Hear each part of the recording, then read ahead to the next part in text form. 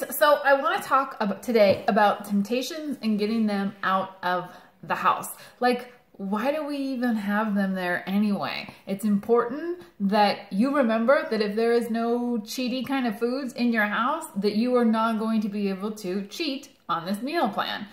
Now, let me talk about cheaty kind of foods. So a lot of the times when you think about that, I know that I personally think like, oh, stuff like Twinkies or cupcakes, or what's another kind of cheaty food, like brownies or those pudding snacks.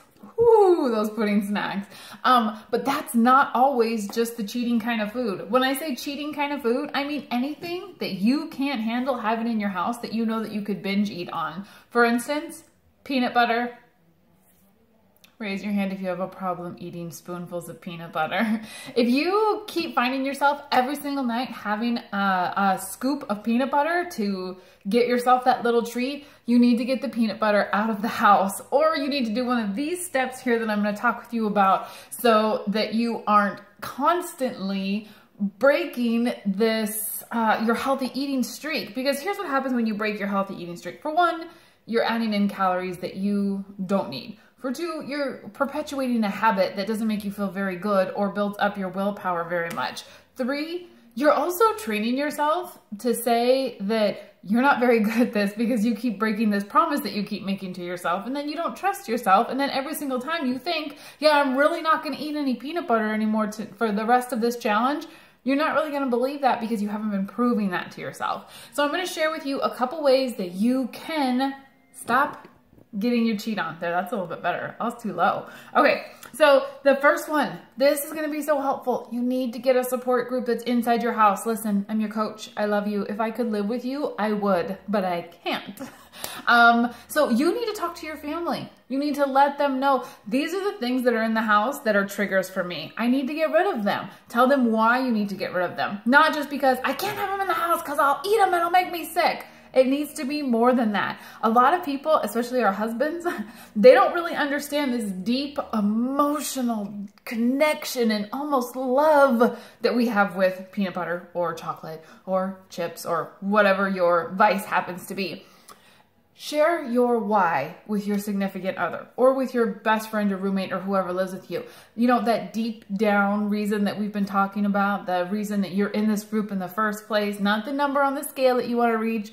Don't tell your husband, baby, I want to lose 10 pounds, so we need to get all of the granola bars out of the house. I used to have a serious problem with granola. You know, that's not going to mean anything to him. He loves you just the way that you are and probably could care less if you lose weight. But if you tell him, honey, I don't feel good in my skin. I really want to feel more confident. I really want to have a better, longer, healthier life with you and with our children. And I keep messing up with these granola bars or this peanut butter or these pudding snacks or these Ritz crackers or whatever it is. Can you please help me? Can we get this out of the house, or can you help keep me accountable? Can we hide it?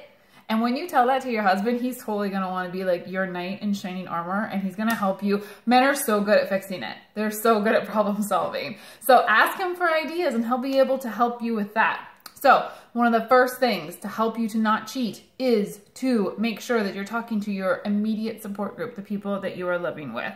The second thing, if you can't throw it out, you need to hide it.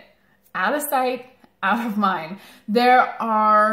This is still a little bit scary, but sometimes you live with other people who are like, I'm not getting rid of my soda pop.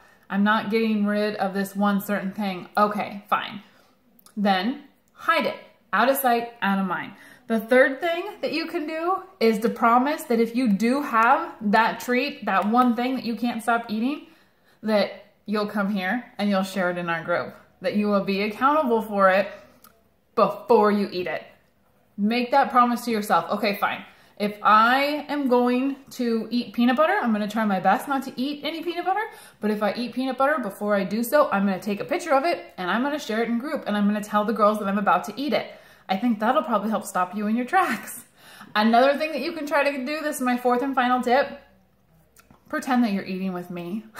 You guys, you should see the way that like people who aren't even in my challenge groups or aren't even my challengers, how they eat when they're with me. Like people always are like looking at me and they're like, oh, I don't eat this all the time. Or, oh, well, I'm not gonna have that. Jelly over here might get me. And I'm like, I don't care what you eat. But you though, it will be different. If you're pretending like jelly is sitting down there right next to you where you're getting ready to eat your Twinkie, your cupcake, your 4th serving of beef stroganoff, or whatever it is, that ice cream that's in the freezer, the kids' Halloween candy that's still for some reason in the cupboard, pretend like I'm there. And not only am I looking at you going, you're not gonna eat that, right? I'm also patting you on the back and saying, you don't have to eat that. You're worth more than this. We have goals, and I wanna help you reach those goals. And when you put that in your mouth, you're not gonna be stepping towards your goals. You're gonna be doing the exact opposite, and you're gonna be stepping away from them.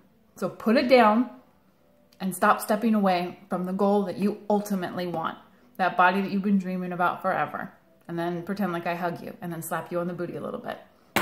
All right, ladies, so there's some great tips that'll help you when you're feeling like you need to cheat. So get the food out of the house, talk to your family about it, do some mental pretending like I'm right there with you, and get accountable. All right, girls, you enjoy the rest of your day. I'll check in with you later. Bye.